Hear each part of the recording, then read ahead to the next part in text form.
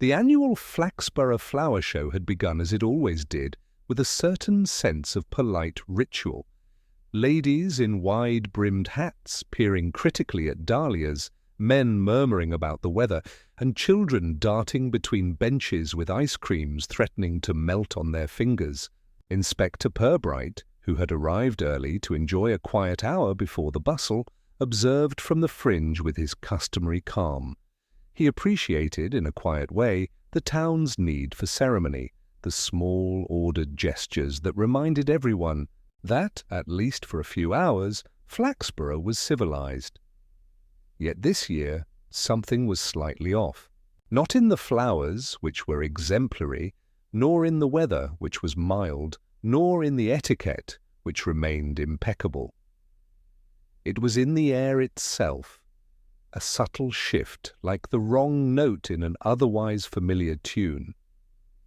The first indication came from the Market Street butcher, Mr. Fenwick, who had set up a small stall selling spiced hams and smoked sausages, a novelty for the show. He waved at acquaintances, nodded at customers, and accepted the usual compliments.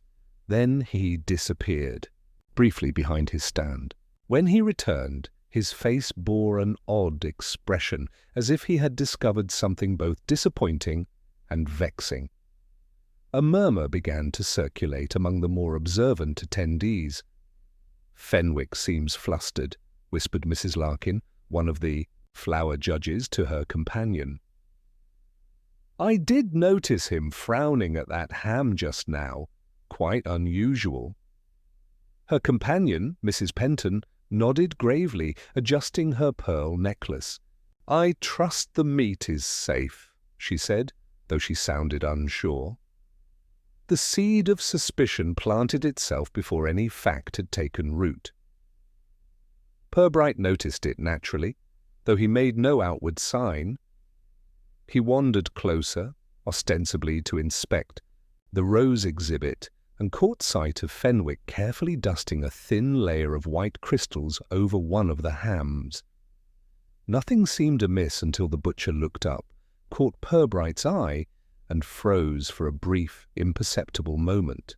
The inspector, who had observed many such frozen moments in his career, noted it quietly in his mental ledger. "Good morning, Mr. Fenwick," Purbright said with mild warmth.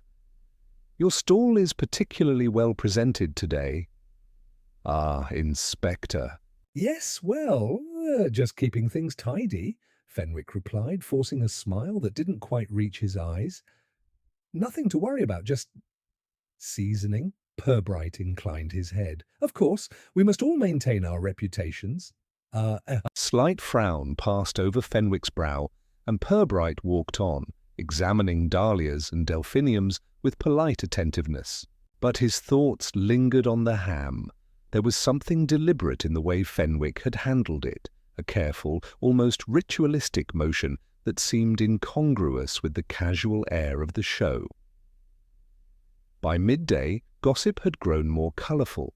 Mrs. Penton, having spoken to half the attendees and heard only the hushed fragments of Mr. Fenwick's apparent discomposure, was now certain that the man had altered his wares in some suspicious fashion. Mr. Linton, the local chemist, observed from a respectful distance, murmuring about the unpredictability of flesh and salt, and how minor deviations could ruin one's business entirely. Purbright took a slow walk through the grounds, noting faces, postures, and the careful way people whispered to one another. He did not intervene, nor did he ask questions immediately. The town, in its own slow fashion, was supplying him with its natural chatter, revealing prejudices, small resentments, and curious inconsistencies. By mid-afternoon, the first actual complaint reached the flower show committee. A patron of the show, Mr. Cray, claimed that his purchased ham tasted peculiarly briny, almost medicinal. Fenwick, standing at the stall and now visibly red-faced, insisted that the meat had been prepared precisely as always, but the seed of doubt had taken root. Purbright observed the scene from a respectful distance. He did not intervene. In Flaxborough, small-town scandals were rarely explosive. They grew slowly, nurtured by suspicion, and only later revealed the true character of those involved. As the show drew to a close, Fenwick packed his goods with mechanical precision, and the townspeople whispered among themselves, their curiosity tinged with that subtle enjoyment of minor disorder that only a tight-knit community can cultivate. Purbright, finishing his inspection, noted quietly to himself, nothing in Flaxborough ever happened without reason. Even a salted ham could conceal a story. And he would, in due course, hear it all, gossip, half-truths and misstatements, before the truth quietly asserted itself. The market town, so serene in its habitual rituals, had just received its first whisper of disturbance. By the morning following the Flaxborough Flower Show, the small town was already abuzz with commentary on the curious ham incident. In the tidy living room of Mrs. Penton's Elm Street residence, the hostess had gathered a modest circle of acquaintances to discuss the latest scandal, each contributing a slightly different and increasingly elaborate interpretation of events. Mrs. Penton herself was most concerned with reputation. "It is entirely conceivable," she declared, tapping her teacup with a jeweled finger, "that Mr. Fenwick has been negligent, or worse, careless." She emphasized the word worse, which prompted audible murmurs of approval. Mrs. Larkin, ever the arbiter of propriety, adjusted her spectacles and frowned. Careless is one thing, but deliberate? Surely no one in Flaxborough would dare compromise the trust of a paying customer. She pursed her lips, though a faint flicker of suspicion crossed her usually composed features. Across town, the murmurs took a more speculative turn. Mr. Cray, the gentleman whose ham had reportedly tasted peculiarly briny, spoke to anyone who would listen, waving a hand dramatically as he recounted the experience. "One bite," he insisted, "and I could tell immediately something was amiss. I do not doubt that Mr. Fenwick is in some way responsible, but whether by accident or design, that remains the question." He paused for effect, ensuring that his words sank in with appropriate gravity. At the same time, the Flaxborough Gazette, ever attuned to subtle disruptions in social harmony, ran a brief note on the incident. It was factual, almost timid in tone. "A minor irregularity reported in the preparation of pork products at yesterday's flower show.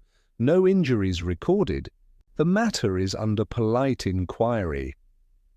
The phrasing, cautious yet suggestive, ignited further conversation in tea-rooms and on garden benches, for any hint of scandal, however tempered, was eagerly seized upon in a town that thrived on propriety and its occasional breaches.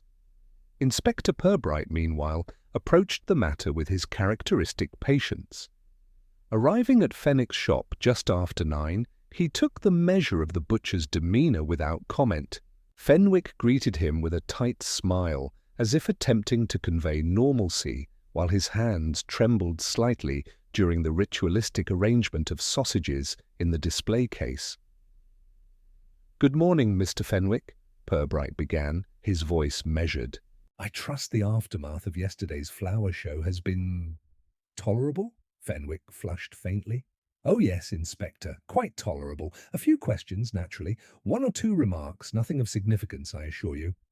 He waved a hand over the hams with a mechanical flourish, as though the motion could dispel both suspicion and thought.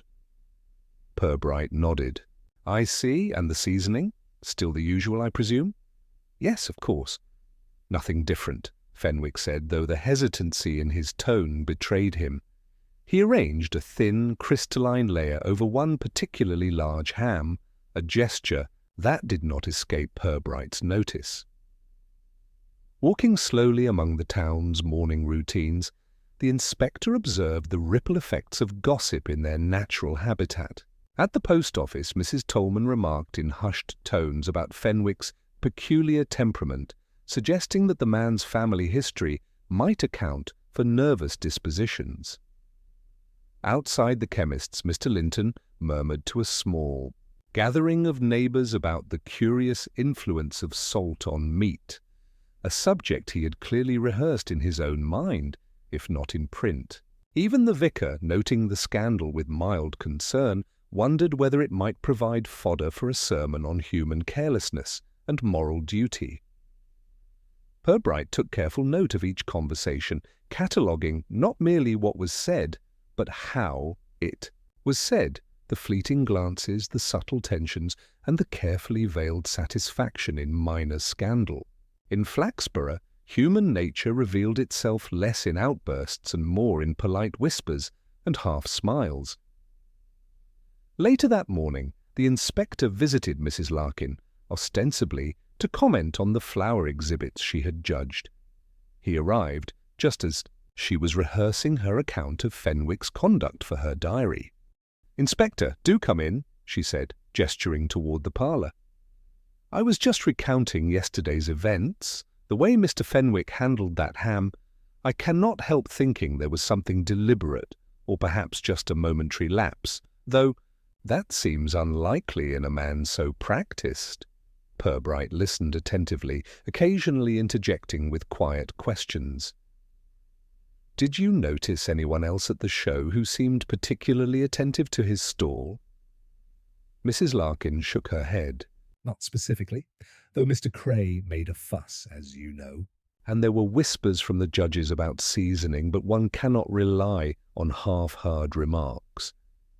Still, something about Mr. Fenwick's manner, it seemed strained." She offered a faint shrug, as if the effort to define her suspicions was itself an admission of uncertainty. By midday, the first direct complaints had reached the local council. The chairman, a portly man with a taste for order, suggested that Fenwick might be temporarily suspended from civic events until the matter was clarified. Yet, as usual, Purbright remained silent, quietly observing the ebb and flow of the town's anxiety. He understood that in Flaxborough accusations were rarely decisive. The truth, when it appeared, would reveal itself in small, nearly imperceptible motions. In the afternoon, he returned to Fenwick's shop under the pretence of purchasing a modest joint of pork. Fenwick, visibly anxious, served him with careful attention, the same deliberate motion over the meat. Purbright, ever patient, allowed the man to speak at length. "Inspector," Fenwick said, "I assure you there is nothing untoward. Just salt, that is all. A bit more perhaps than usual, but intended only to enhance the flavour." "Nothing more." Purbright inclined his head slightly. "Of course. One must respect culinary discretion." He paused, noting the quick glance Fenwick cast toward a small stack of invoices on the counter. "And you keep careful records, I assume?" "Absolutely. Every transaction," Fenwick replied, though his voice carried a faint edge of defensiveness. Later still, the inspector wandered through Market Street, observing interactions he had missed earlier. Mrs. Tolman, at the post office, whispered of a history of overzealous seasoning in Fenwick's family, though she could cite no evidence. Mr. Linton, the chemist, claimed to have detected unusual granularity in the salt used, though when pressed he could not produce a sample. Even the children of Flaxborough, in their innocent chatter, mimicked adult speculation with gleeful exaggeration, repeating the term peculiar ham as if it were a brand name. As the day waned, Purbright reflected privately on what he had seen. There was no urgency in the town's anxiety, only a slow, deliberate stirring of curiosity. Each individual added their own flavour, much like seasoning a ham, but none yet revealed the essential truth. It was the small discrepancies, the almost imperceptible movements of attention and expression that would ultimately guide him. By evening, he returned to the quiet of his office, where the faint scent of paper and ink provided a comforting contrast to the town's undercurrent of speculation.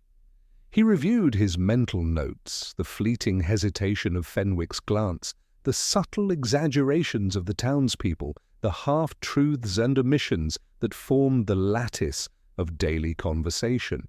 Each clue was minor, each observation trivial in isolation, yet collectively they began to form a pattern, one that only patience, discretion, and careful attention to human nature could reveal. As he locked the office door and prepared to leave, for a brief walk along the river, Purbright allowed himself a quiet smile. Flaxborough had provided its first ripple of disorder, and he had already begun to discern its shape. In a town devoted to civility, the smallest irregularity could eventually yield a profound insight, and the inspector, ever patient, would wait for that moment. The next morning, Flaxborough resumed its habitual rhythms with a delicate mixture of curiosity and propriety. Shopkeepers swept their thresholds with extra care, and the postman delivered letters with an almost imperceptible air of anticipation, as if each missive might contain some revelation about the curious salted ham incident. Inspector Purbright, ever conscious of appearances and manners, decided that this was the appropriate moment to begin his discreet inquiries. He started with Mr. Fenwick himself. The butcher's shop, usually suffused with the comforting aroma of cured meats, carried a faintly acrid note that suggested hurried cleaning. Fenwick greeted him with the same tight smile, though his hands betrayed a subtle tremor as they arranged sausages in neat rows. Purbright observed without comment, waiting for the man to speak. "Inspector, I assure you the salt—" "It was only slightly more than usual," Fenwick began, almost anticipating the question.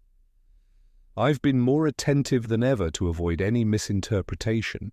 I would not jeopardize my reputation or the trust of my customers for anything in the world." Purbright nodded, his expression neutral.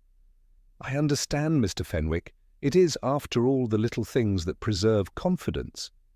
He let the statement hang, allowing the implication to settle without being spelled out. Fenwick's eyes flickered just slightly, and Purbright noted the movement as if filing it in a careful ledger of human behavior. Next, he visited Mrs. Larkin, who had an exceptional memory for the minutiae of social interactions. She recounted the flower show in precise detail, emphasizing every gesture, glance, and expression she had witnessed. It was odd, she concluded, the way Fenwick handled the ham, almost as though he was performing a private ritual. Yet, at the same time, he maintained his usual courtesy. One could hardly accuse him openly. Purbright allowed her to continue, probing gently with questions designed to elicit inconsistencies. "Did anyone else notice this? Perhaps someone who might have been standing nearby?"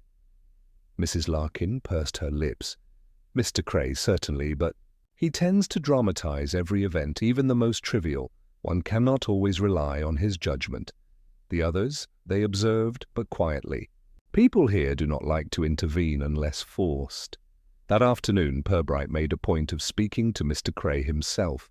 The gentleman, still nursing the memory of the briny taste, recounted the incident with elaborate gestures and dramatic flourishes, every word carrying a note of self-importance. Yet in the pauses the inspector caught the subtle tremor of exaggeration, the way Mr. Cray lingered over details that seemed irrelevant, the way he downplayed those elements that might reflect poorly on himself. It was unmistakable, Cray insisted. "The ham, far too salty, and yet not merely negligent. I fear there may be intention here." He leaned forward, as though offering a revelation. Purbright nodded, carefully allowing him to elaborate, all the while noting the mannerisms and hesitations that spoke volumes beyond the words themselves. In the course of the day, he also spoke with Mrs. Penton and Mr. Linton.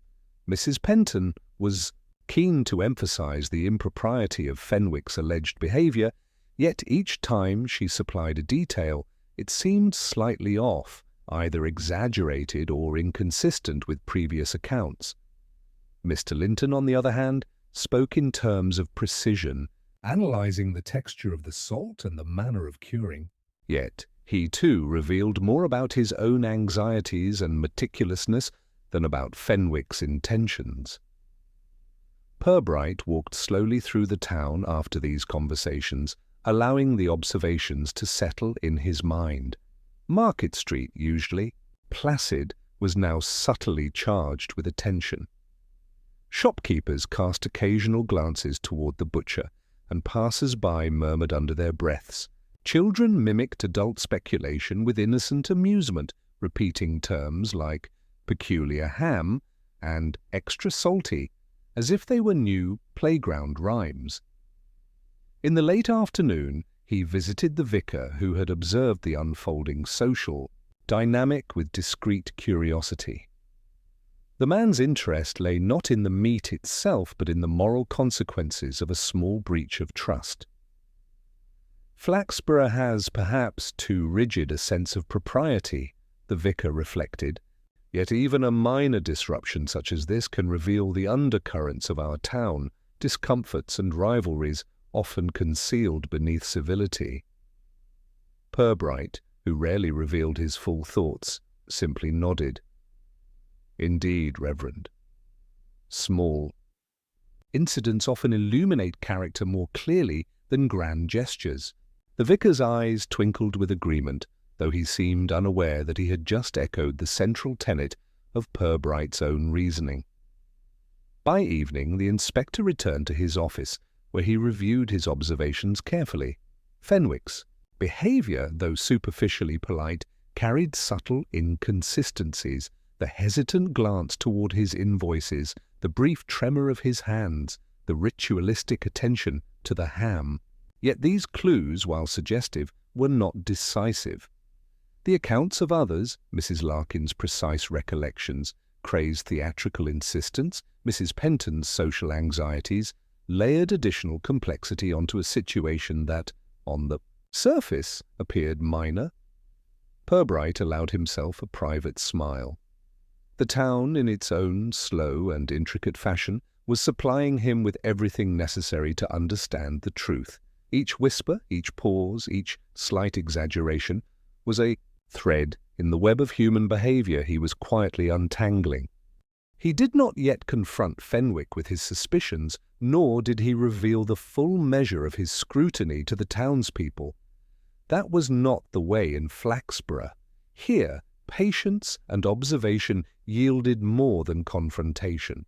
A hasty accusation could inflame the social equilibrium unnecessarily, whereas careful attention, subtle questioning, unobtrusive observation, and the gentle testing of reactions would ultimately reveal the essential truth. As the gas lamps flickered on along Market Street, casting their pale glow on cobblestones polished by decades of careful use, Purbright noted the ebb and flow of evening commerce.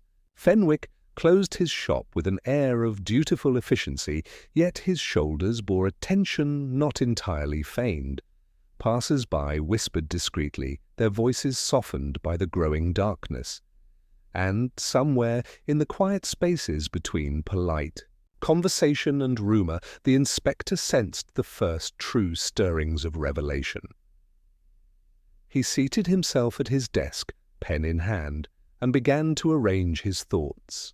Fenwick remained the central figure, certainly, but the town's reactions, the subtle exaggerations, and the inconsistencies offered multiple angles from which the truth might emerge.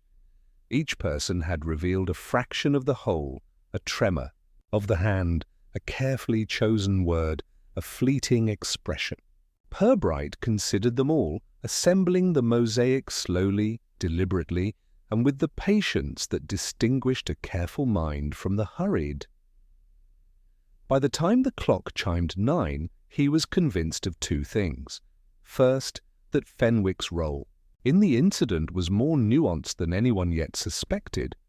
Second, that the town's collective gossip would continue to produce both clarity and confusion, a duality that would ultimately assist rather than hinder the investigation.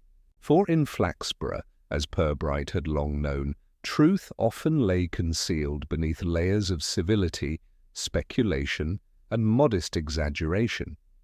One needed only to watch and wait. He extinguished the lamp, allowing the office to fall into shadow. The puzzle was not yet complete, but the pieces were beginning to arrange themselves, almost imperceptibly, into a pattern only discernible to the patient observer.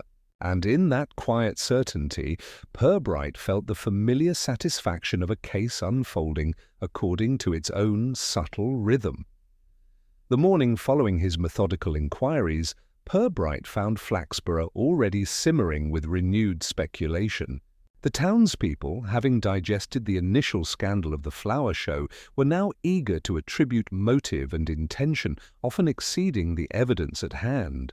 The butcher, Mr. Fenwick, remained the focal point of curiosity, though other figures, subtler, quieter, began to emerge as potential contributors to the minor disorder.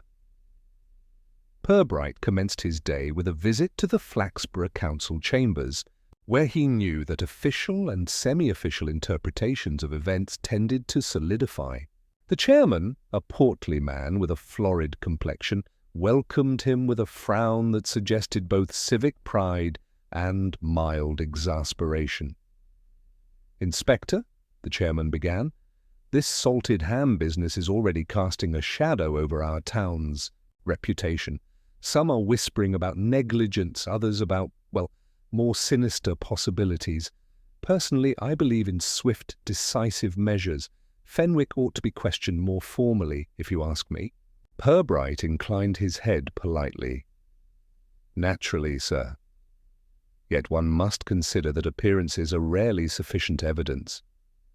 I find that careful observation often yields the most reliable information." His phrasing, neutral yet pointed, caused the chairman to glance at him with the mild frustration reserved for those who refused to supply a neat resolution. As he left the council chambers, the inspector took a leisurely walk through Market Street, noting subtle shifts in tone among shopkeepers and passers-by. Even at this early hour, a layer of tension clung to the air, as though the town itself had developed a mild, anticipatory unease.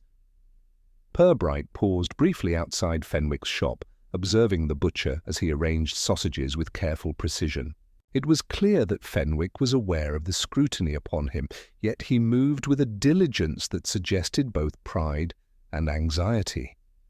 It was then that Purbright's attention was drawn to a trivial, seemingly inconsequential detail: a small slip of paper pinned beneath a scale, barely visible unless one leaned closely. On it were calculations in a precise, unfamiliar hand, numbers slightly smudged by grease or perhaps hurried correction. Purbright allowed himself the briefest smile. It was often the minor elements, overlooked by the anxious or the self-important, that provided the clearest window into character and motive. Leaving the shop, he turned his steps toward Mrs. Penton's residence, intending to clarify a few ambiguities in her account of the flower show. She greeted him with her usual combination of courtesy and mild drama. "Inspector, the town has been rife with speculation. I've had several callers demanding my opinion on Fenwick's conduct, and I must admit it is difficult to maintain discretion." She poured tea with care, her hands trembling slightly, as she extended a cup to him. "Indeed," Purbright replied, accepting the offering. "It is a delicate balance, managing both propriety and curiosity." He observed her closely as she spoke, noting the subtle tension in her shoulders and the way her eyes occasionally darted toward the window. Did anyone, in particular, seem unusually interested in Mr. Fenwick's stall at the flower show? Mrs. Penton hesitated, a faint flush colouring her cheeks. Well, Mr. Brindle from the library was particularly attentive. He lingered near the stall longer than seemed necessary. One could not help but notice it. Purbright inclined his head. Mr. Brindle, a quiet man of precise habits, had been one of the less conspicuous figures at the show, his attention usually given to the cataloguing of floral specimens rather than culinary curiosities. Yet Purbright was aware that it was often the unobtrusive individuals, the silent observers, who carried the clearest intentions hidden beneath a veneer of propriety. He thanked Mrs. Penton and left, deciding to pay a call on Mr. Brindle.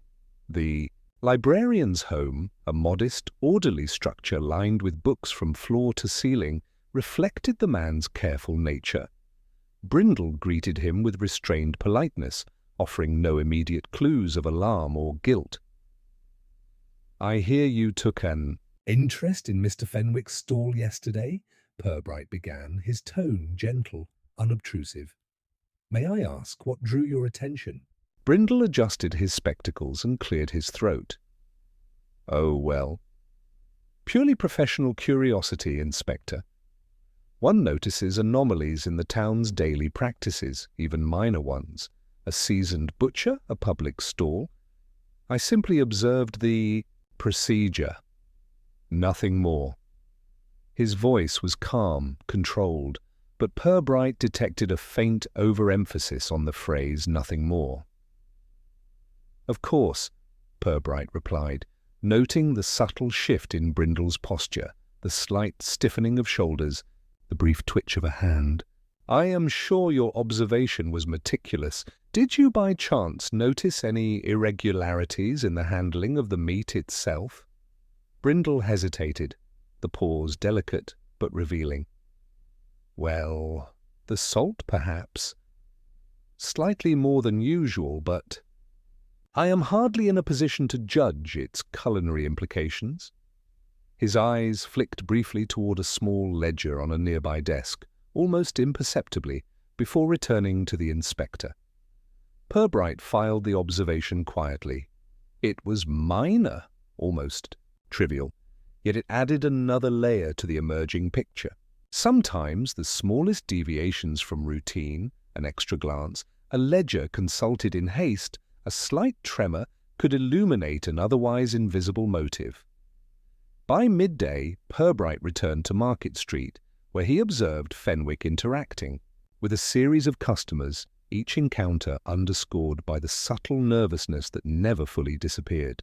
It was clear the butcher was aware of public scrutiny, yet he continued to maintain civility with a mechanical precision that hinted at anxiety rather than malice. Later in the afternoon, he called on Mrs. Larkin once more. She had, in the meantime, spoken to a few more neighbours, and Purbright listened attentively as she recounted their impressions. "Some suggest that Fenwick's wife may have influenced the seasoning," she offered, almost reluctantly. "Yet it seems an unlikely cause. She is meticulous in all household matters. One could not imagine her interfering in such a way." Purbright made a note of the comment, more for what it revealed about the social assumptions of Flaxborough than for its factual content. It was never only the direct evidence that mattered, but the way townspeople interpreted, justified, and sometimes embellished the behaviours of others. As evening fell, the inspector returned to his office to collate the day's observations. Fenwick remained the central figure, yet the field of potential influence had expanded to include silent observers like Brindle, the occasional speculative neighbour, and the subtle, almost imperceptible variations in behaviour noted by Mrs. Larkin. Each contributed a fragment to the mosaic that Purbright was assembling with deliberate care. He reviewed the slip of paper from the butcher's scale once more, considering its implications alongside the day's interviews. The pattern was not yet fully visible, but the edges were beginning to show. Small gestures, careful calculations, human hesitation, and unspoken intentions intertwining to form a narrative that only the patient mind could discern. As Purbright prepared to leave for a quiet walk along the river, he reflected on the subtle drama of Flaxborough life. The town's civility, its attention to ritual, and its delicate attention to appearances created a fertile ground for the revelation of character. Even in the midst of minor scandal, the true measure of a person could be discerned if one knew how to watch, wait, and understand the language of small, deliberate gestures. Fenwick's ham remained at the centre of curiosity, yet it was not the object itself, but the web of observation, subtle tension, and human response surrounding it that would ultimately reveal the truth. Purbright felt the familiar satisfaction of a case beginning to resolve itself, not through hasty accusation, but through careful, unobtrusive scrutiny. The town, in its polite whispers and meticulous attention to detail, was providing him with everything he required. By the time the gas lamps cast their gentle glow on cobblestone streets, the inspector was certain of one fact. The first obvious suspect had begun to emerge, yet the story was far from complete. There were threads still unexamined, motives still concealed, and minor details still overlooked. And in Flaxborough, the subtle, patient observation of these threads would eventually reveal what had been salted, deliberately or otherwise, beneath the calm surface of the town. The morning air in Flaxborough was unusually crisp, carrying the faint tang of river mist over Market Street. Inspector Purbright, as always, preferred to begin his day on foot, letting the rhythm of the town and the subtle cues of human behaviour guide his thoughts. He moved slowly past the familiar shops, noting the slightly heightened attentiveness of Fenwick's customers and the whispers exchanged across display windows. Even in routine transactions there was a slight ripple of tension. The town had decided collectively that the salted ham incident warranted continued observation. Purbright's first call was to the butcher, whose shop now bore an almost theatrical neatness. Fenwick greeted him with a cautious nod, his hand steady but his posture tense, as though the weight of scrutiny pressed on his shoulders more than any actual wrongdoing. "Good morning, Inspector," Fenwick said, arranging his sausages with meticulous precision. "I hope the town's curiosity has not become burdensome." "Good morning, Mr. Fenwick," Purbright replied evenly. "It is merely that people notice things. One must understand they are attentive to minor irregularities. It is human nature." He allowed a brief pause, letting the point settle. Fenwick's lips pressed together in a faint line, his eyes betraying the smallest flicker of discomfort. As Purbright examined the display, a trivial but peculiar detail caught his attention. One of the scales, normally level and balanced, was slightly askew. Not enough to interfere with the weighing of meat, yet sufficient to be noticeable to someone who looked closely. Alongside it lay a small, almost invisible pile of fine white granules, not salt from Fenwick's seasoning, but something granular and fine as if dropped inadvertently from another source. Purbright picked up the minuscule cluster with a finger, noting the faint shimmer under the morning light. "Curious," he murmured, mostly to himself, and allowed the observation to form a question in his mind rather than a conclusion in the air. Fenwick glanced at the scale, and for a moment the butcher's composure faltered. He touched the surface, brushing away the granules with a perfunctory motion, but Purbright had already filed the detail in his mental ledger. "Inspector, I assure you nothing here is amiss," Fenwick said, though his voice was tinged with an edge of defensiveness. "It must be some residual seasoning from yesterday." "Perhaps," Purbright replied mildly. "Yet I cannot help noticing the subtle difference in texture. Curious, is it not, how the smallest element can alter perception?" He left the statement uncompleted, allowing the thought to hang in the air. Fenwick's eyes darted briefly to a ledger resting on the counter, as if reconsidering the exact placement of each entry. Purbright noted the motion without comment.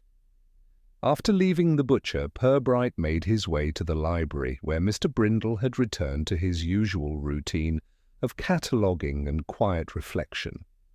The librarian greeted him with his habitual restraint, but the inspector immediately observed the almost imperceptible tension in Brindle's hands as he shelved a stack of books. "Good morning, Mr. Brindle," Purbright said. "May I inquire if you noticed anything unusual yesterday, perhaps some minor detail overlooked by the rest of us?" Brindle adjusted his spectacles, a brief hesitation betraying his otherwise meticulous composure. "Minor details, Inspector?" he echoed carefully. "I suppose one might observe the placement of objects, the order in which materials are handled, but I cannot say that anything was overtly out of place, only small irregularities if one looks closely." "And such small irregularities," Purbright continued, "can often reveal more than the larger patterns, even a grain misplaced, perhaps, or a gesture slightly delayed." He watched Brindle closely, noting the subtle way his shoulders stiffened, the quick, almost imperceptible glance toward a notebook on the desk. "Would you say that human nature sometimes manifests in the minutest of details?" Brindle's nod was slight, cautious, but sufficient for Purbright to record mentally. The librarian was, as he had suspected, acutely observant, and his attention to minor details had the potential to intersect with the central puzzle of the salted ham incident.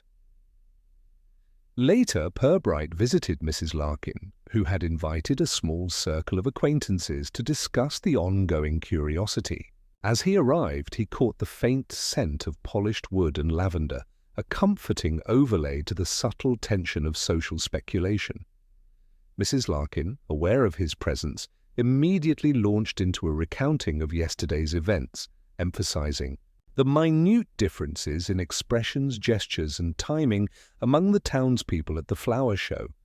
"It is remarkable," she observed, "how the slightest irregularity, just the tilt of a hat, the angle of a glance, can suggest intention or secrecy." Even Mr. Cray, with all his dramatics, betrayed a hint of unease when discussing Fenwick's stall. "One notices if one is attentive," Purbright smiled inwardly. "Indeed, attentiveness often reveals what the eye might otherwise overlook, and yet we must tread carefully. Appearances can deceive, and minor details may obscure the larger truth as easily as they illuminate it." Mrs. Larkin inclined her head thoughtfully. "True, Inspector, but in Flaxborough the smallest hint often has the power to unsettle the collective understanding of propriety. The question is, which hints are genuine and which are merely the result of imagination?" By afternoon, Purbright returned to Market Street, observing the rhythm of daily life. Fenwick interacted with his customers with the usual meticulous courtesy, yet Purbright noted the almost imperceptible ways he monitored the scale and the pile of granular residue. The inspector also noticed Mrs. Tolman at the post office, exchanging notes with neighbours, her voice lowered but keenly attentive.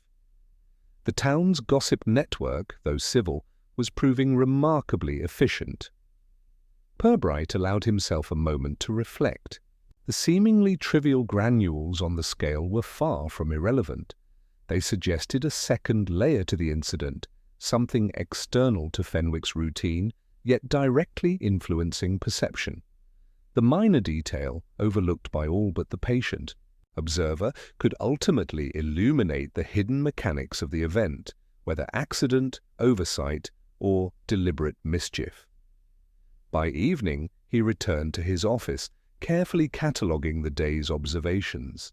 Fenwick's role remained central, but the subtle signs, the shifted scale, the granular residue, Brindle's cautious attention, and the amplified whispers of the townspeople indicated that the incident was more complex than initially assumed. Purbright understood that minor anomalies often revealed far more than grand gestures, and it was precisely these small clues that would guide him toward the truth. The inspector allowed himself a quiet smile as he reviewed his notes. The town, in its own unhurried way, continued to provide information, in gestures, in glances, in minor displacements of objects that most would ignore. The pattern was forming, slowly and deliberately, a mosaic of human behavior and subtle circumstance, that only patient observation could assemble.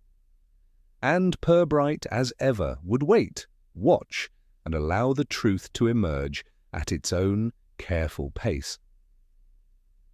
By mid-morning, Flaxborough had settled into a rhythm that suggested both continuity and quiet disquiet.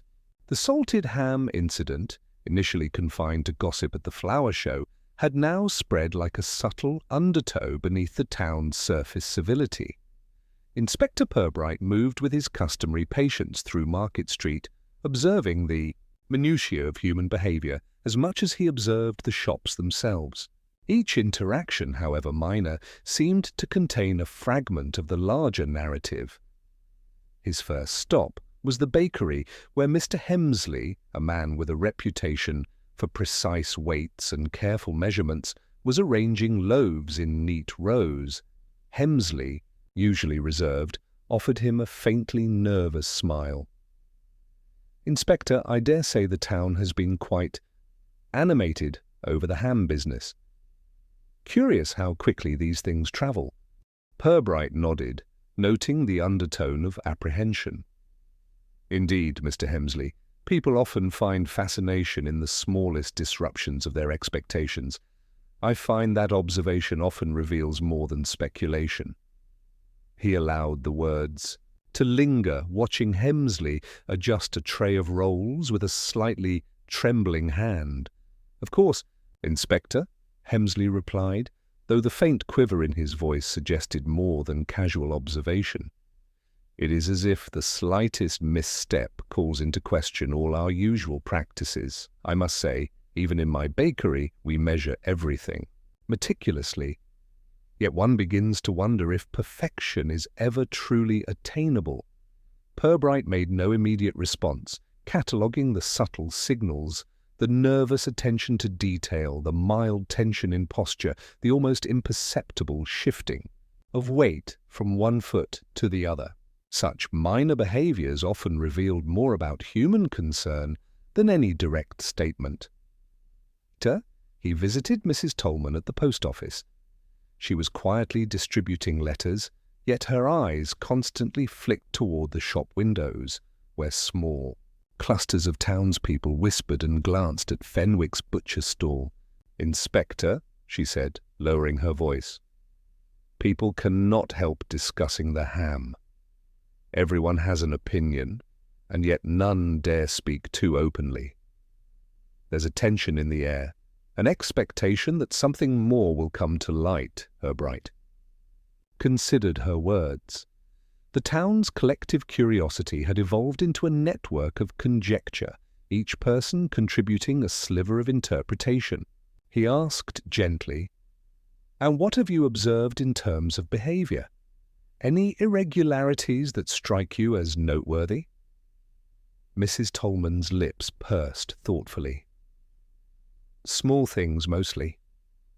The way Mr. Cray lingers longer than necessary at conversation, the way Mrs. Penton adjusts her hat as if to control attention, the unusual neatness of Fenwick's counter this morning.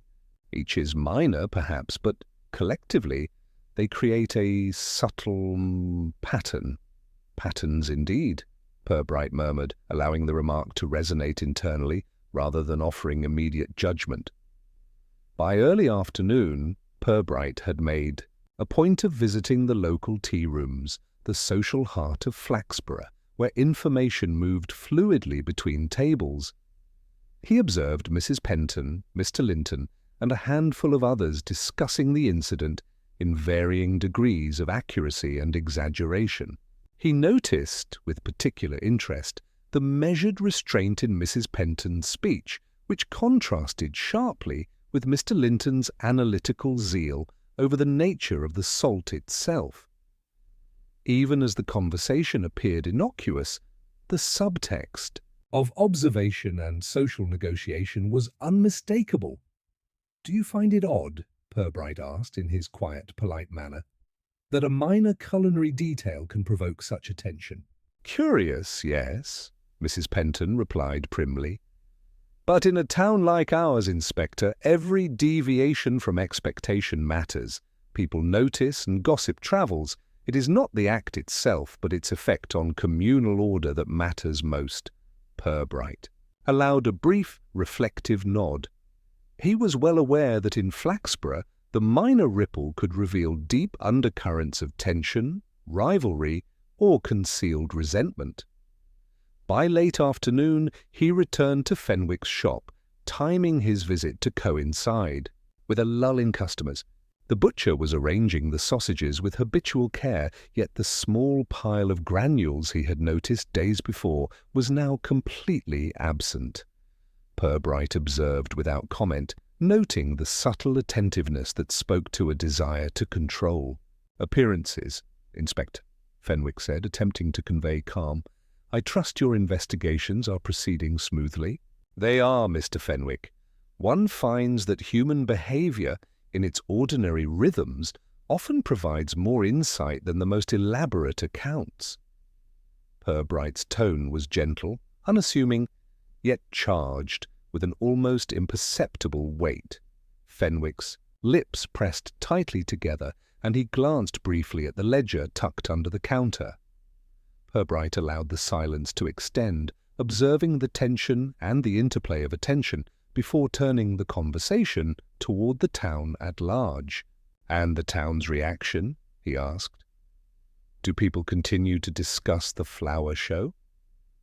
Fenwick's eyes flickered, betraying a fleeting unease. "Yes, some do. But I hope it will fade. People have short memories, Inspector, or at least they should." "Memories, indeed," Purbright murmured, stepping away from the counter. "And attention to detail. Even the smallest detail can linger far longer than intended." After leaving the shop, Purbright walked along the river, letting the quiet murmur of water provide space for reflection. He considered the accumulation of observations, the scale slightly askew, the granular residue, the subtle tension in various townspeople, and the quiet but persistent speculation circulating through tea-rooms and shops alike. Each fragment was minor, but together they began to sketch a web of human behavior, suspicion, and minor rivalry. By evening, Purbright returned to his office to review his mental notes. The incident had clearly expanded beyond Fenwick, encompassing subtle observations, minor grievances, and small indications of rivalry among other townspeople. He recognized that the complexity of the case lay not in a single act, but in the pattern of attention, concealment, and social interplay that surrounded it. He paused, considering the next phase of inquiry. It would require him to observe more closely the interactions between townspeople, to note what was said, what was left unsaid, and what gestures betrayed the hidden intentions beneath civility. The town had, in its polite way, provided him with a series of small, interlocking clues, each of which would contribute to the unfolding understanding of events. Purbright closed his ledger and allowed himself a faint smile. Flaxborough had revealed its first subtle layers of complexity. Fenwick remained at the centre, but the web was spreading. In the careful observation of minor details, in the polite attentiveness to human behavior, the inspector knew that the truth was slowly, inexorably coming into focus. The following morning, Flaxborough stirred under a pale sun, its usual calm punctuated by the soft chime of the church clock. The town, still simmering with conjecture about Fenwick's salted ham, was suddenly jolted by a new, unexpected incident. Mrs. Tolman, at the post office, was the first to notice it. A small parcel, addressed to the butcher, had been opened and its contents scattered across the counter. The paper inside, normally neat and folded with care, had been crumpled and smeared, while a faint scent of vinegar lingered in the air. Purbright arrived shortly after, noting the gathered onlookers whispering in the doorway. Fenwick himself appeared, his composure now slightly more strained than usual. "Inspector," he said, his voice low, "I do not understand. This is unprecedented." Purbright observed him carefully, noting the subtle tremor in Fenwick's fingers as he attempted to tidy the scattered contents. "It is inconvenient, certainly," he replied evenly. "Yet sometimes the inconvenience reveals more than the original incident." He gestured gently to the crumpled papers. "May I?" Fenwick nodded reluctantly, and Purbright bent to examine the parcel. Inside, among the folded sheets, were carefully measured samples of spices and cured meats, labels, handwritten and slightly smudged. Purbright noted a small, otherwise inconspicuous mark at the corner of one sheet, a tiny smudge of an unfamiliar powder, faint but distinct. He made no immediate comment, filing it instead into his mental ledger alongside the previous granular residue from Fenwick's scale. The crowd murmured with speculation. Mrs. Penton, ever alert to breaches of propriety, whispered to a neighbour. "Clearly, someone wishes to cast doubt on Fenwick's reputation. This is deliberate." Mr. Linton, analytical as ever, muttered about the likelihood of cross-contamination, considering the chemical properties of the powders. Mr. Cray, who had arrived in a flurry, insisted that sabotage was certain, his hands gesturing dramatically, as he recounted what little he had witnessed. Purbright remained calm, watching the interplay of suspicion and social judgment. Each reaction, no matter how trivial or theatrical, revealed more about the townspeople than about the actual event. The parcel was in itself a minor disruption, yet in Flaxborough, minor disruptions had a way of illuminating hidden patterns. He first spoke with Fenwick privately, outside the immediate bustle. "Do you recognize the markings on the sheets?" Purbright asked, indicating the faint powder smudge. Fenwick peered closely, frowning. "No, Inspector, I have never seen this before. It may be accidental, though I confess I do not understand why anyone would target me in this manner." His eyes flickered, betraying both unease and a measure of defensiveness. "Indeed," Purbright said softly. "Sometimes attention itself is the signal rather than the substance. The act of interference often tells us more about intention than the object interfered with." Fenwick nodded, seeming to comprehend the subtle implication, yet offering no more than a quiet, uncertain smile. Next, Purbright spoke with Mrs. Tolman, who had handled the parcel and observed the reactions of the assembled crowd. "Inspector," she said, "it is not merely the contents but the manner of delivery that unsettles people. The parcel was placed carefully, yet opened improperly, as though someone wished to attract notice without appearing overtly aggressive." Purbright made a mental note of her phrasing.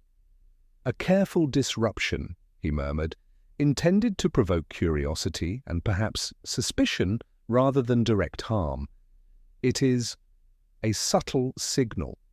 His walk then took him to the library, where Mr. Brindle had spent the morning cataloguing new acquisitions. Brindle received him with quiet formality, but Purbright immediately noticed the faint crease along the corner of a ledger on his desk, one that had not been there the previous day. "I understand there has been a new incident at the post office," Purbright began.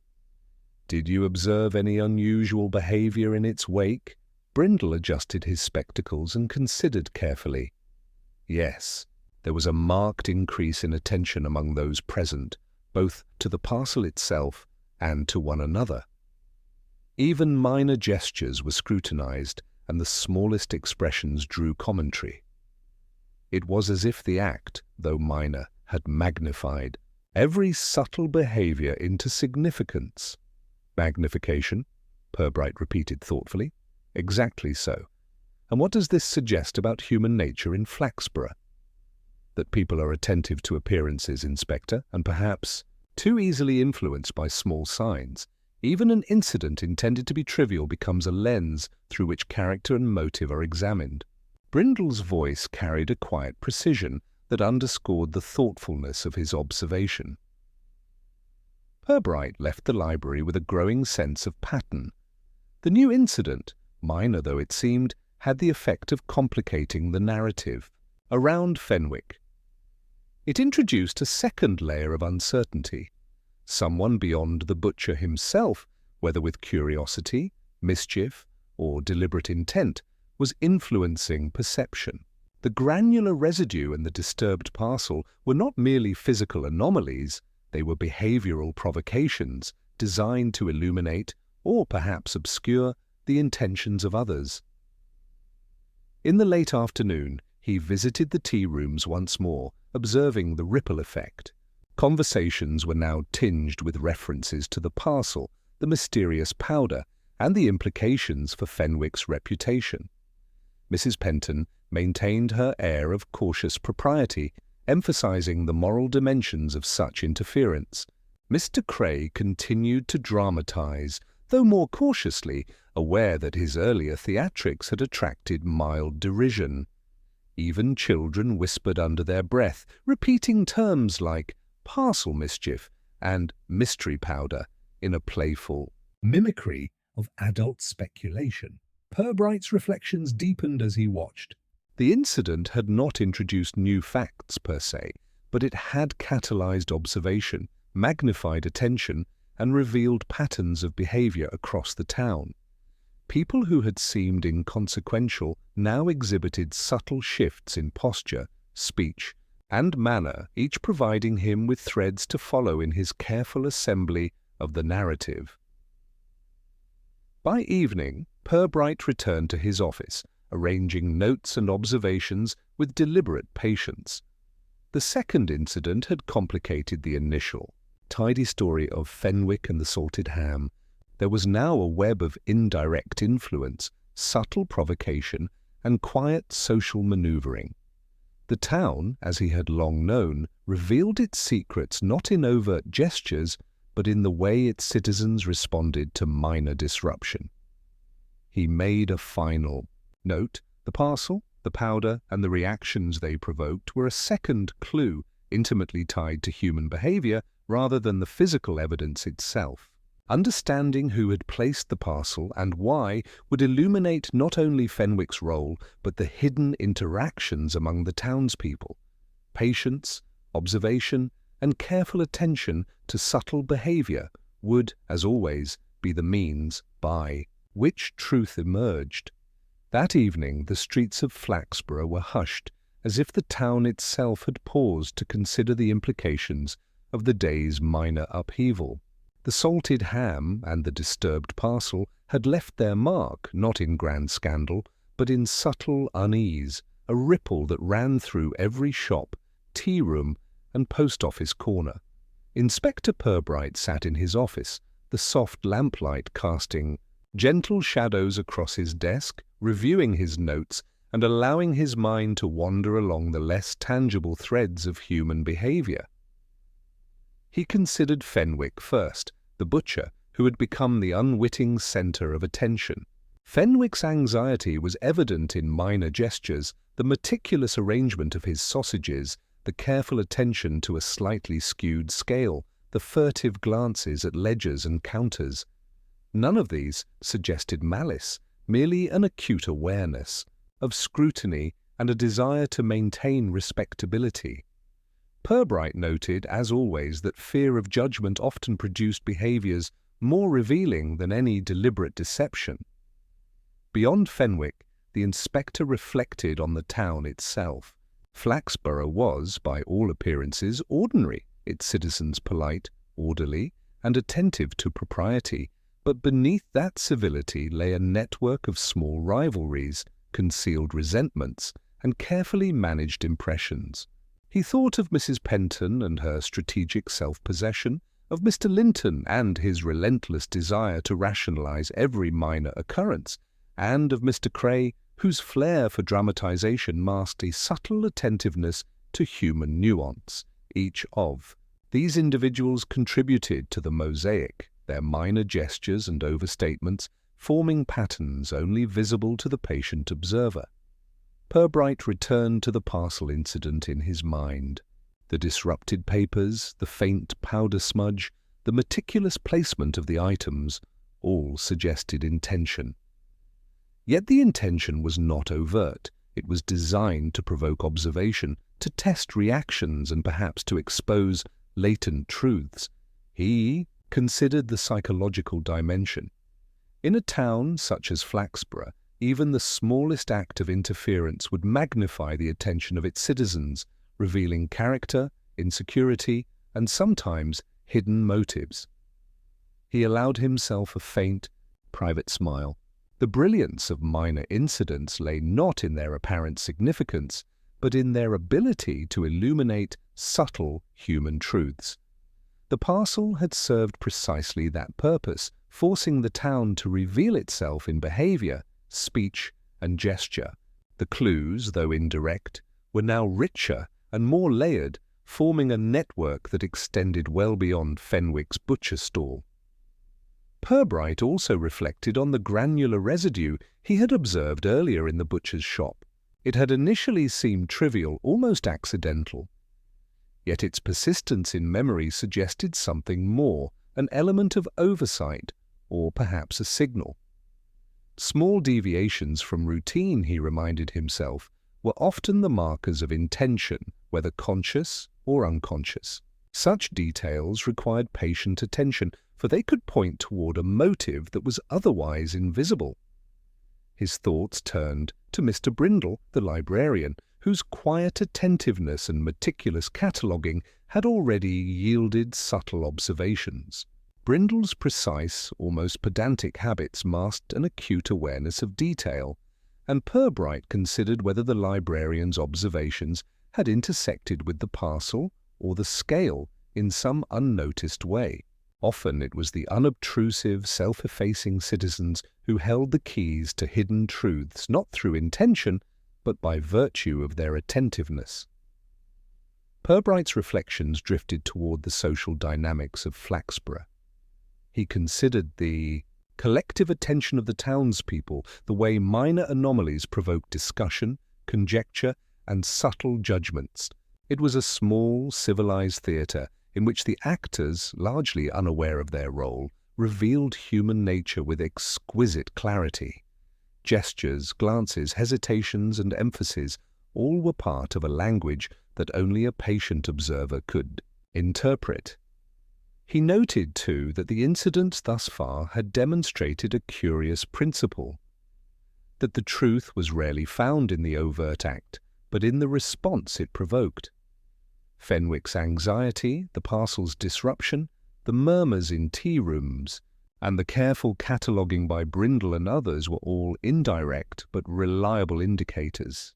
Each participant, willingly or not, contributed to the unfolding understanding of events, revealing character, habit, and motive in small, telling increments. As he reviewed his mental notes, Purbright also considered the ethical and psychological implications. The town, with its polite conventions, was a crucible in which minor transgressions became magnified and the minutiae of behavior became socially meaningful. The question was not merely what had happened, but why and how each citizen's response illuminated aspects of morality, pride, and propriety. He paused over a detail that had previously seemed negligible. The faint glances exchanged between Mrs. Penton and Mr. Cray during the tea-room discussions. Neither had spoken overtly, yet their mutual awareness suggested subtle coordination, or at least mutual recognition of influence. Social signaling, as Purbright had long observed, was rarely overt, yet it often provided the most reliable insight into intent and perception. By late evening, the inspector allowed himself to consider a tentative framework. Fenwick remained a central figure, yet the incidents were intertwined with reactions across the town, revealing a network of observation, speculation, and subtle rivalry. The second incident, the parcel, had served to magnify these behaviors, providing indirect, but revealing insight into both character and motive. Purbright leaned back in his chair and reflected on human nature more broadly. In towns like Flaxborough, civility and attention to routine were masks, not deceptions. Beneath polite speech and orderly habits lay layers of curiosity, self-interest, pride, and the occasional mischievous impulse. Minor disturbances carefully observed could therefore reveal far more than the most overt acts. He prepared himself for the next stage, a deliberate test, subtle but purposeful, to observe how the key figures would respond under gentle pressure. Such a test would allow him to link behavior to motive without relying on confrontation or speculation alone. Patience, as always, was the instrument of understanding, observation, the medium through which truth would emerge. As Purbright extinguished the lamp and left his office, he walked the quiet streets of Flaxborough, considering the town in its soft lamplight. The small shops, the carefully swept pavements, and the murmured conversations all formed a tapestry in which minor details carried disproportionate weight. It was in this calm, observant context that the next stage of his inquiry would unfold, quietly, unobtrusively, and with meticulous attention to subtle human signals. The morning sun cast a soft glow over Flaxborough, illuminating the familiar facades of shops and residences in a quiet, unhurried light. Inspector Purbright, having spent the previous evening in reflection, now prepared to move from observation to subtle intervention. He understood that in a town such as this, overt questioning often provoked defensiveness, while carefully crafted circumstances could elicit far more revealing behavior. Purbright began with the tea rooms, arranging to encounter the key figures in a natural context. Mrs. Penton, ever precise and socially attuned, arrived promptly, noting with mild satisfaction the orderly placement of cups and saucers. Mr. Cray followed, with his usual flair restrained, to polite gestures, while Mr. Linton lingered near a corner table, pretending casual reading, but clearly attuned to the room's social currents. Fenwick, invited under the guise of reviewing a minor procedural question regarding his ledger, appeared slightly uneasy but compliant. Purbright greeted them with calm formality, acknowledging each in turn. "Good morning. I trust the day finds you all well?" He allowed the statement to hang, polite but deliberately measured, giving each participant the opportunity to reveal subtle reactions. Mrs. Penton inclined her head with controlled grace, her expression revealing nothing overtly but a slight tightening at the corners of her eyes. Mr. Cray, while maintaining composure, displayed a faint quickening in posture, as if anticipating an unsaid remark. Fenwick's hands, resting lightly on the table, betrayed a subtle tension that Purbright noted with the patience of long experience.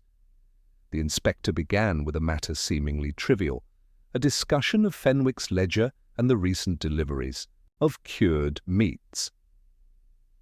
"Mr. Fenwick," he said, "I noticed that the records for recent parcels are meticulous, yet the handling of the last delivery appears slightly irregular. Perhaps you can enlighten us."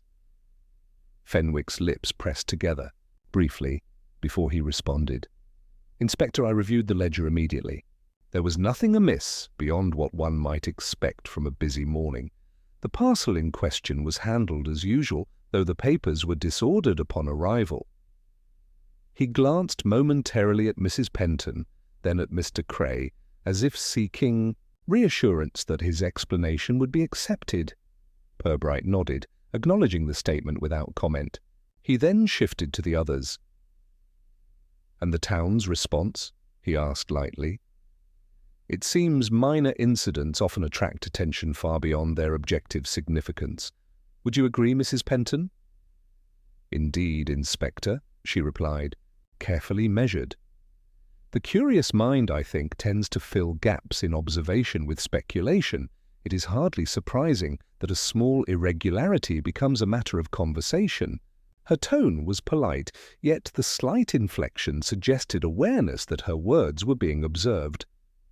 Purbright allowed a moment to pass before turning to Mr. Cray.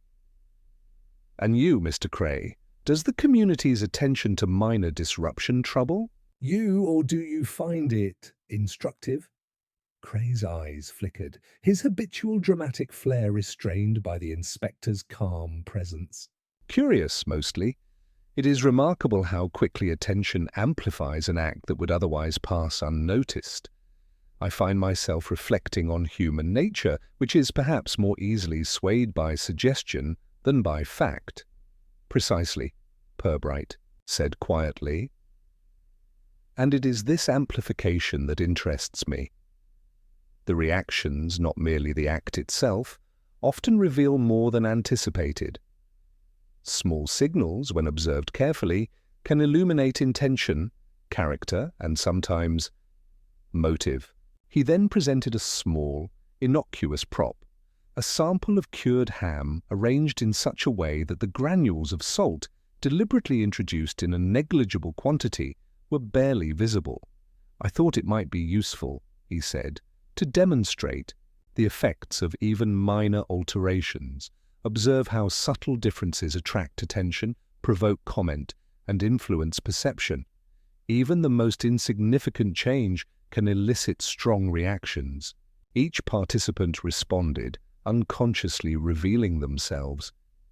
Mrs. Penton's gaze lingered briefly on the ham, almost imperceptibly scanning for irregularities.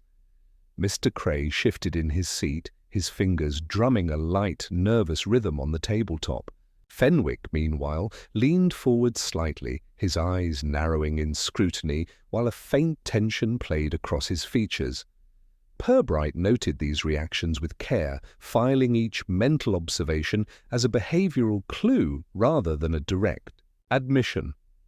After allowing sufficient time for their responses, Purbright introduced a second layer to the test.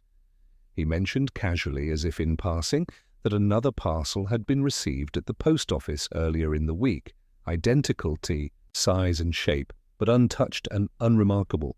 He observed how each person processed the information.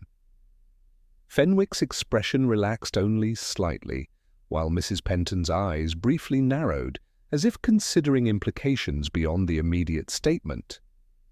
Mr. Cray's hand twitched subtly, betraying a heightened alertness. Purbright's approach was deliberate.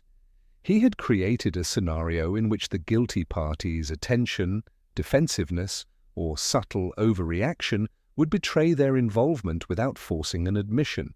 It was a dance of observation, patience, and gentle provocation, a hallmark of his method.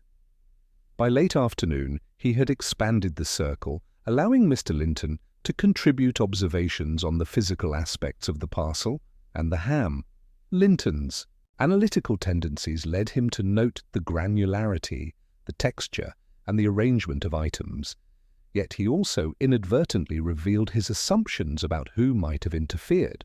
These assumptions, while expressed politely, offered Purbright insight into social alliances, subtle resentments, and personal biases within the town. Purbright allowed the conversation to continue, maintaining civility while guiding attention to minor suggestive details. The key was not confrontation but the orchestration of circumstance.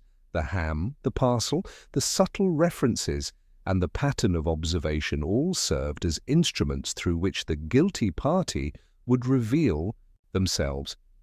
By evening, as the participants departed, Purbright remained in the tea room, reviewing his mental notes. The reactions had been telling. Micro-expressions, shifts in posture, and fleeting gestures had all indicated that one among them was more affected than the rest. Fenwick, while anxious, had maintained a studied composure. Mrs. Penton and Mr. Cray, though polite, displayed subtle markers of concern and attention to detail that suggested prior involvement or, at the very least, knowledge of the manipulations. Purbright reflected on the elegance of the method. The test had not forced confession, nor had it disrupted social decorum, Yet it had illuminated behavior, intention, and subtle unease. Human nature, he thought, often revealed itself most clearly when one believed civility masked scrutiny. In Flaxborough, as always, it was in the quiet, carefully observed moments that the truth would ultimately emerge. As he returned to his office that evening, Purbright catalogued each observation meticulously: micro-reactions, shifts in attention, and responses to minor provocations. The web was taking shape. The incident was no longer simply about Fenwick or the parcel. It was a tapestry of interaction, subtlety, and behavioral clues. Patience and observation would now guide him toward the final revelation, connecting the incidents, the town's reactions, and the hidden motives into a coherent narrative. The day dawned over Flaxborough with the gentle calm that followed a week of minor disturbances, and Inspector Purbright arrived at the tea rooms with a quiet sense of purpose. Today, he would bring the threads together: the salted ham, the disrupted parcel, and the network of subtle reactions, without dramatics or accusation. The town itself would provide the stage, its citizens' politeness and attentiveness the natural framework for the revelation. Fenwick arrived first, placing a neat hand on the counter and adjusting his apron. He had maintained his composure since the incidents, but Purbright noted the slightest tightness around his eyes, a residual echo of anxiety. Mrs. Penton followed, careful to retain her air of poised propriety, while Mr. Cray, whose gestures were generally flamboyant, appeared unusually measured, as if sensing the import of the morning. Purbright greeted them politely and invited them to sit. "Thank you for joining me," he said evenly. "I have had the pleasure, over the past week, of observing both events and reactions, and I believe the time has come to clarify matters. You may recall the minor incident involving the salted ham at the flower show and the subsequent parcel received at the post office. Both, while trivial in one sense, provoked responses that were revealing.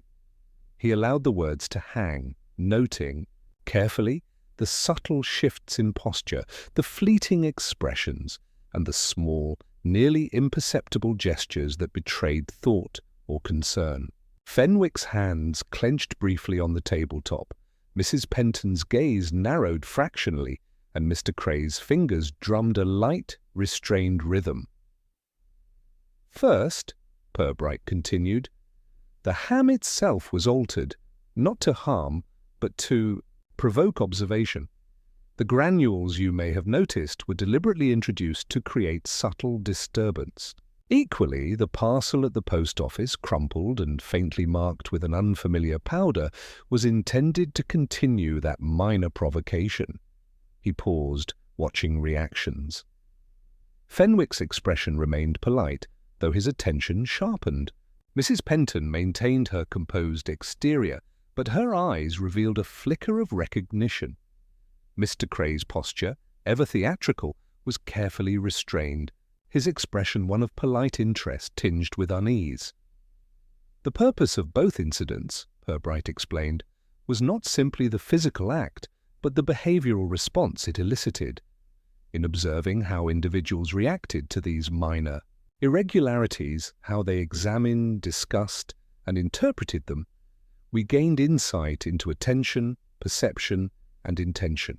He allowed the statement to settle, then leaned forward slightly. "It became clear that someone among us was particularly attentive, perhaps overly so, to these provocations. Their interest went beyond natural curiosity. It demonstrated prior knowledge or direct involvement." Fenwick shifted uneasily. "Inspector, are you suggesting me?" Purbright shook his head calmly. "Not you, Mr. Fenwick. Your actions, while understandably cautious, were consistent with conscientious care rather than manipulation. Indeed, the true orchestrator of these subtle disturbances sought to observe reactions, to gauge concern, and perhaps to unsettle without drawing overt attention to themselves. His eyes, unobtrusive yet precise, settled on Mr. Cray and Mrs. Penton. Through careful observation it became apparent who among us was most affected by these staged irregularities, who displayed the micro-reactions, the subtle attentiveness, and the discreet but telling gestures. These indicators revealed knowledge beyond that which would be expected from ordinary curiosity. A faint exhale passed through the group. Mrs. Penton's lips pressed together while Cray's fingers stilled, completely betraying the momentary tension of realization. Purbright continued without acceleration.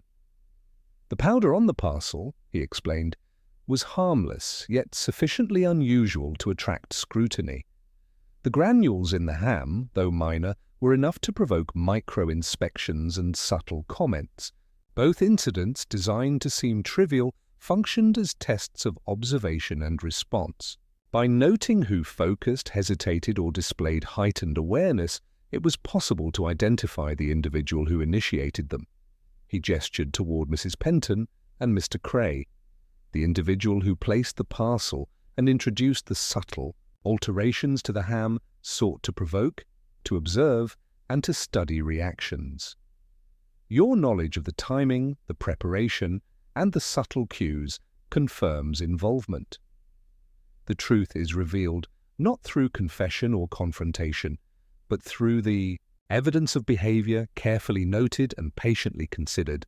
Cray exhaled, a faint smile forming despite the gravity of the moment. "I see. It was all a social experiment?" Purbright inclined his head. "Precisely. Minor disruptions in a controlled social environment, Flaxborough in this instance, allow the observer to gauge attentiveness, reaction, and subtle motivations. It is, I admit, a sophisticated approach to testing human behavior." Mrs. Penton's composure returned, though the slight narrowing of her eyes suggested a lingering awareness of exposure. "I suppose that explains my reaction," she said quietly, almost to herself, "and my attempts to maintain propriety under observation." Fenwick, relieved, allowed a faint smile. "Well, Inspector, it seems the town itself has been the true experiment, and here I thought I was merely handling some ham." Purbright allowed himself a small, dry smile. "In Flaxborough, even the humblest of incidents can illuminate the complex interplay of observation, attention, and motive. Mr. Fenwick, you have maintained proper decorum throughout, and your role has been transparent.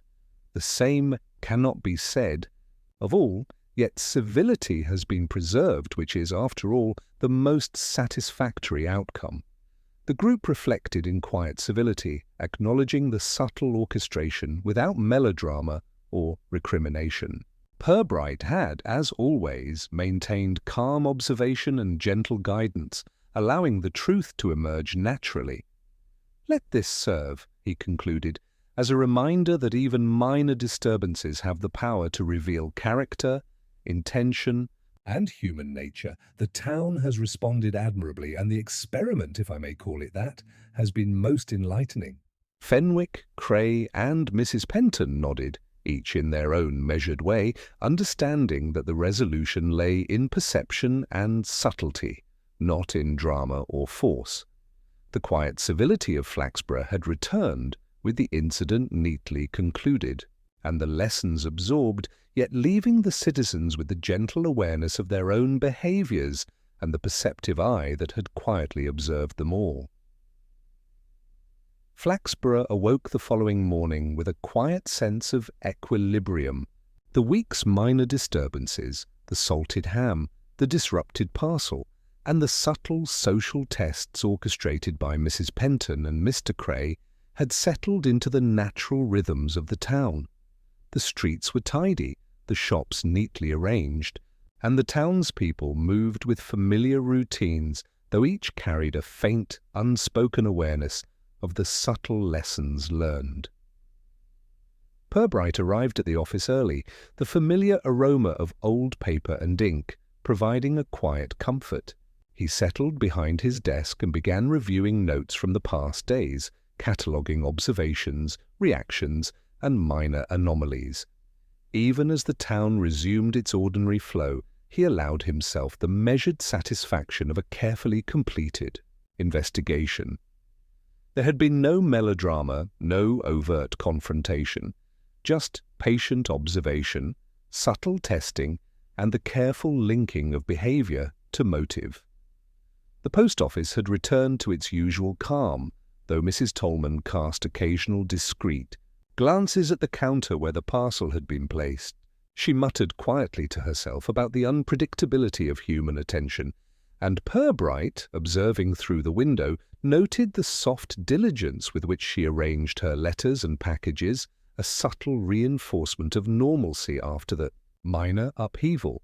Fenwick appeared later in the morning at the tea rooms, carrying an air of cautious composure. The ham and cured meats were arranged precisely as always, yet there was a new-found lightness in his posture, an indication that the scrutiny he had endured had passed without lasting harm. Purbright, entering shortly afterward, exchanged a brief nod with him, acknowledging that decorum had been preserved and that the butcher's reputation remained intact. Even Mr. Cray and Mrs. Penton observed their routines with the same polite efficiency, though subtle traces of the week's events lingered in their manner. Cray, in arranging chairs and checking table settings, displayed a heightened attentiveness to minute detail, while Mrs. Penton's careful oversight of her small social network revealed a renewed awareness of influence and perception. Purbright, quietly observing, noted that both had internalized the lessons of the subtle tests, their behavior now a mixture of habitual propriety and conscious subtlety. The library, too, had regained its serene order. Mr. Brindle catalogued new acquisitions with meticulous care, occasionally glancing at the ledger and recalling the parcel's minor mystery. The town's attention to detail, once magnified by the incidents, had settled back into routine, leaving behind only the faintest traces of curiosity and reflection. As Purbright walked the streets that afternoon, he observed the natural ebb of town life. Children played quietly along the pavements, shopkeepers attended to customers with polite efficiency, and neighbors exchanged greetings with the customary warmth. Yet beneath this ordinary surface, subtle shifts were apparent: awareness of social observation, the appreciation of small disturbances, and the quiet acknowledgement of the interplay between behavior and perception. At the butcher's, Fenwick prepared his counter with deliberate care. Purbright watched as he aligned sausages, arranged cured meats, and polished scales. The previously noted granular residue was gone, replaced by the usual sheen of cleanliness and precision. The minor incident of the salted ham had passed, yet Fenwick's careful attention now carried a subtle new purpose, an awareness of observation without suspicion, a refinement born of experience. Purbright returned to his office as evening descended, the warm glow of lamplight illuminating neat stacks of paper. He reviewed his mental notes one final time, the sequence of events, the behavioral responses, the subtle provocations, and the gently revealed truths. The minor incidents had served their purpose, not by overt exposure, but by illuminating human nature, social habits, and the hidden motives beneath Flaxborough's polite exterior. He made careful notes for the official report, though much of the investigation's subtlety could not be captured in writing. The town's civility had preserved the dignity of those involved, while observation had revealed the truth without confrontation. Purbright reflected on the elegance of such quiet resolution. Minor disturbances, behavioral evidence, and patience had been sufficient to untangle the week's threads. As night fell, the streets grew still, the last flickers of lamplight casting long shadows across cobbled pavements. In the quiet of his office, Purbright reviewed one final detail. the human interplay revealed in reactions, gestures, and attention. These, more than any physical evidence, had guided him to understanding. Flaxborough, calm and orderly once more, had allowed him the clarity of observation necessary to resolve the incidents. He leaned back in his chair, the satisfaction of subtle, complete resolution settling over him. The town had resumed its routines, the minor perturbations absorbed into everyday life, and yet the quiet lessons lingered, attention to detail, the interplay of behavior, and the understated revelations that arose from careful observation. The minor chaos had left behind only understanding, respectability intact, and the satisfaction of insight gently achieved. Purbright extinguished the lamp and allowed himself a quiet moment of reflection. Outside, the town slept peacefully, unaware of the meticulous orchestration that had quietly revealed its patterns. The investigation, subtle yet complete, had concluded in the most fitting manner. Civility preserved, truths observed, and human nature acknowledged without melodrama or confrontation. The inspector finally rose, arranging his papers and preparing to leave. Flaxborough, having passed through minor upheaval, would awaken tomorrow with ordinary routines and a faint undercurrent of awareness while he returned to quiet work, content in the patient art of observation and understanding. The week's minor disturbances had resolved into natural equilibrium, and the town, in its unassuming way, had revealed itself fully,